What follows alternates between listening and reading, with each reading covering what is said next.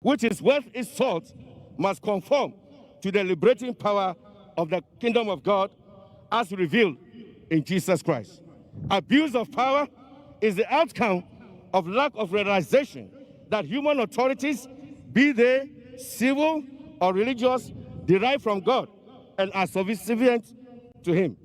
In summary, in this short manifesto, Jesus says clearly that leadership is understood as the exercise of power is not self-serving, but service to humanity. He made this statement clearly.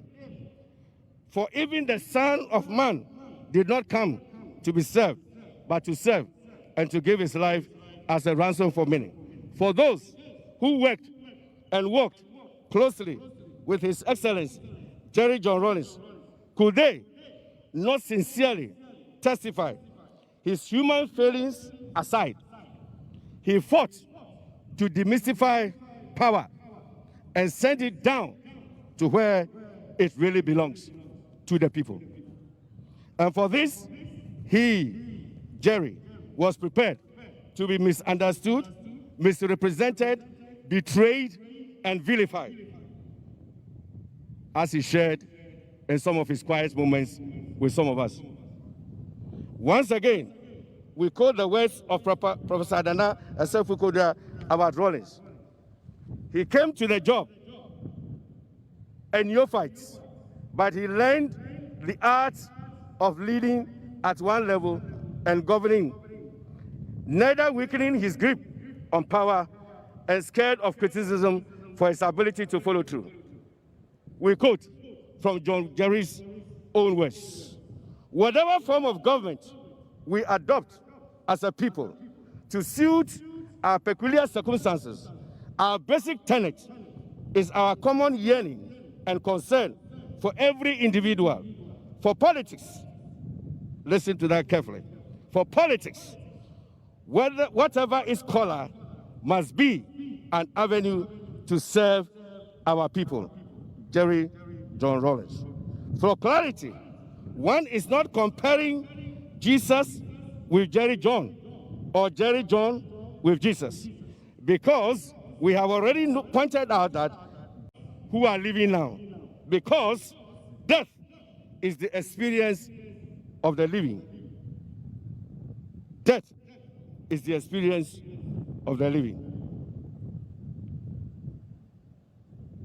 Professor Nana's Asef-Fukodua notes, in the depths of our mosque, the sage advised that you don't hoist or wave a white flag even on the death of your most deadly enemy.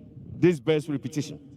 In the depths of our mosque, the sage advised that you don't hoist or wave a white flag even on the death of your worst enemy.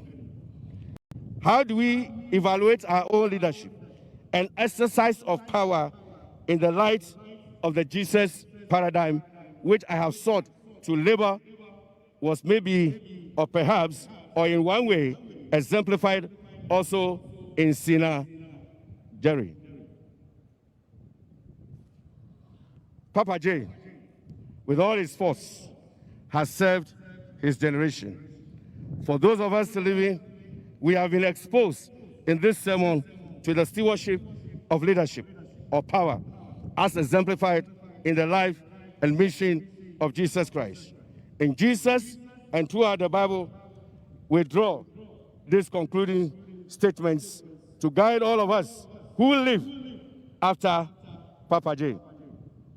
1, the ultimate power is God, and not the political, institutional organization called the state or the religious organization called by whatever name. 2, power, be it political, traditional, or religious, is delegated.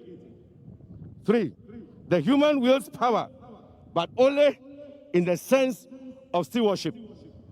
4, power, political, traditional, or religious, is delegated for constructive purpose to the good of humanity. And this must be seen. 5, finally, stewardship of power involves accountability to those over whom power is exercised, and ultimately before God and to God.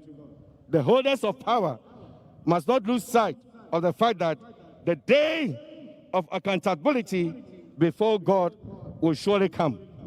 It begins with the people, it will end with God.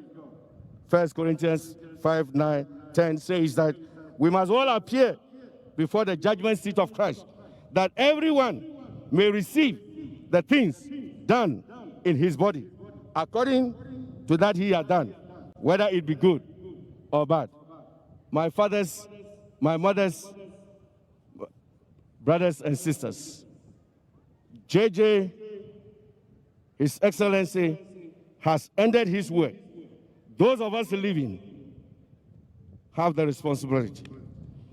Are we prepared for this accountability? My submission is that if we submit to the authority of Jesus, he will give us the new perspective to be better stewards of leadership and power entrusted to us now in our time. And we can be proud of our leadership and legacy, no matter where we are serving now. And we can leave a legacy that we all can be proud of, and God can be also proud of. The choice is ours. What shall it be for you? Onupa, JJ, Yawo Jugwa, Togbi, Afo Jerry, Hadanyue.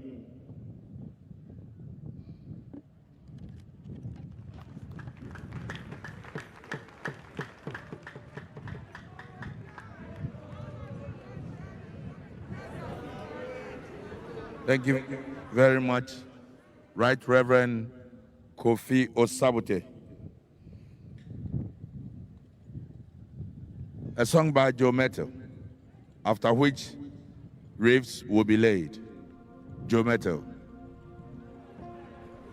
Yes, nyamia oyo wa weni bibi aransu no ye ono no kasa atinyina yeti bibi aransu no ye say yes nyamia oyo wa weni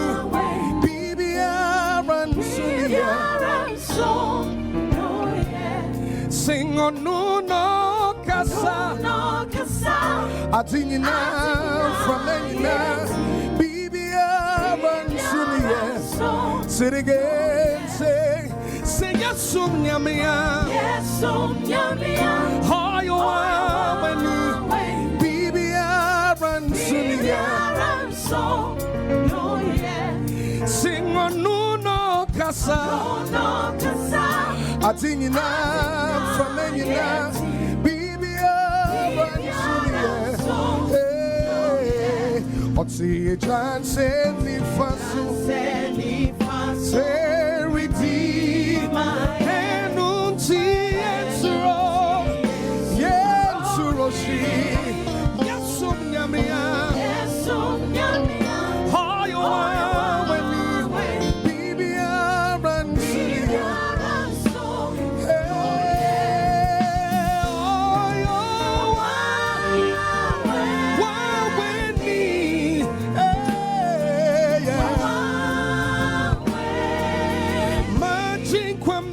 no, yeah. Mercy, no, say it again, sing. Oh, you're with me.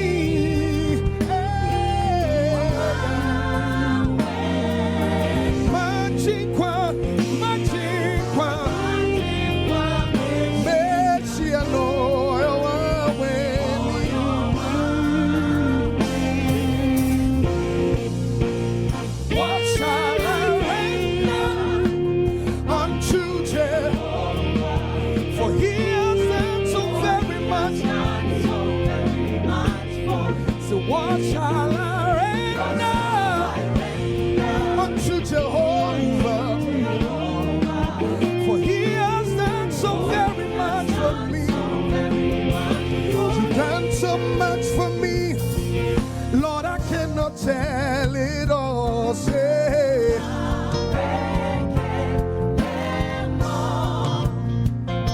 'cause if I have 10,000 tongues, Lord, it still won't be enough.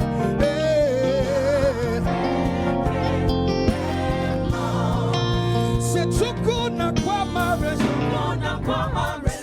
When you heal, you heal completely.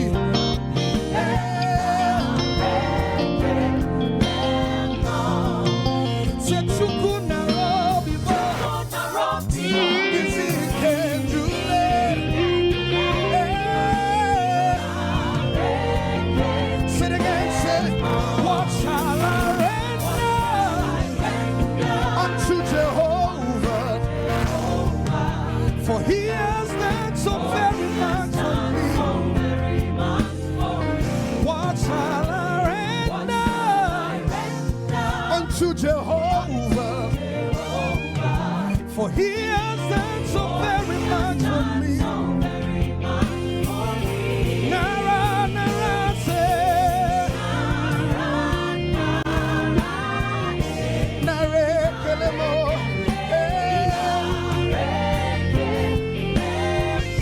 nara, nara, nara, nare,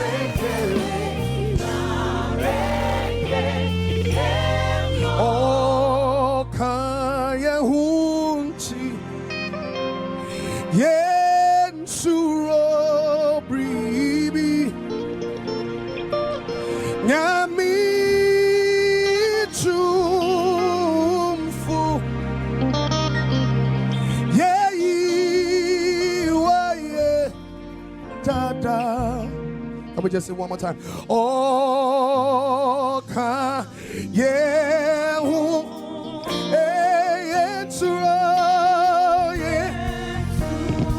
suro, nyami tumfo, nyami mi tumfo,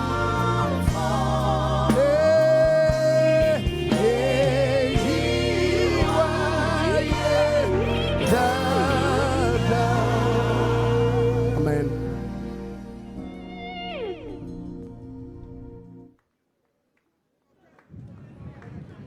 President Nana Addo Dankwa Akufo-Addo for the Republic of Ghana, widow, Her Excellency Jerry John Rawlings. Children will be laid by Dr. Zenato Rawlings, Honorable, and then the family will be laid by Colonel Retired Joshua Agbuti.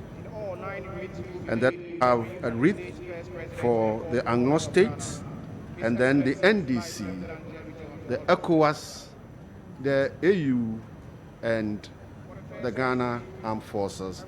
That will be laid by the Chief of Defense Staff, Lieutenant General Obed Boama Akwa.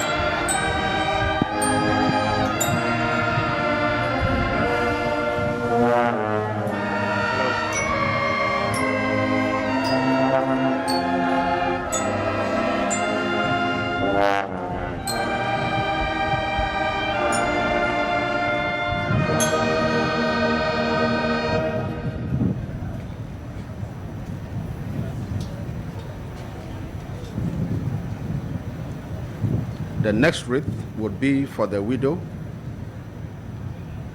That is Her Excellency Nana Kunedu Ajaman Rawlings. Thank you very much, Mr. President. For the second wreath, I wish to humbly invite the widow of the late former president, our former First Lady, Nana Kunedu Ajaman Rawlings, to kindly lay her wreath.